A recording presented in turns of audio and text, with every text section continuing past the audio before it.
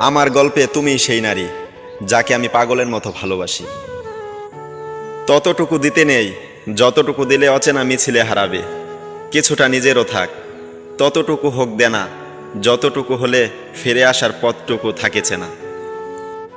জীবনের আনাচে কানাচে জ্বলতে থাকা হতাশা ও দুশ্চিন্তাগুলো সব ফুল হয়ে যাক। আমারে পাইয়া গেলে যে মানুষটার কাউরে পাওয়ার আশা করবে না, সে মানুষটাই আমার হোক। যদি পূর্ণজন্ম বলতে কিছু থাকতো, তাহলে অভিশাপ দিতাম তুমি আমার হয়ে জন্মাও। জানি তুমি বিশ্বাস করবে না, তবুও বলছি, এমন একটা দিন নাই, এমন একটা মুহূর্ত নাই যে তোমাকে মনে করি নাই।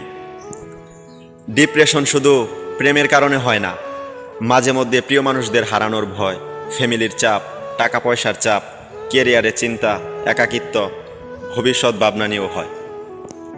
শূন্য পকেটে যে নারী পাশে থাকে, সাফল্য শেষে সে নারী স্ত্রী হওয়ার যোগ্যতা রাখে।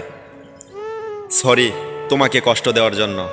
অভিযোগ তুলে নিয়ে অভিমান ভুলে গিয়ে আমাকে কাছে টেনে নাও।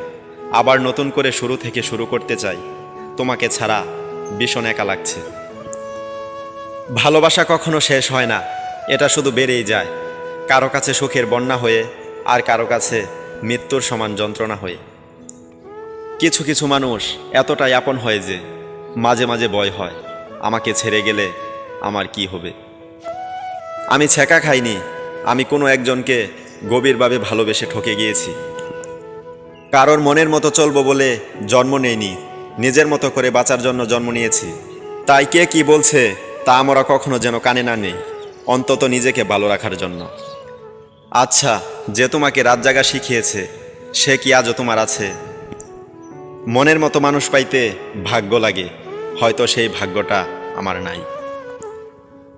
অনুভূতি প্রকাশ করতে নাই, মানুষ নাটক মনে করে মজা নেয়। রাত জেগে সবাই প্রেম করে না, কেউ কেউ ডিপ্রেশন নিয়ে সারা রাত কাটায়। যে যাবার সে যাবেই, মাঝখানে আপনার জীবনটা এলোমেলো করে দিয়ে যাবে।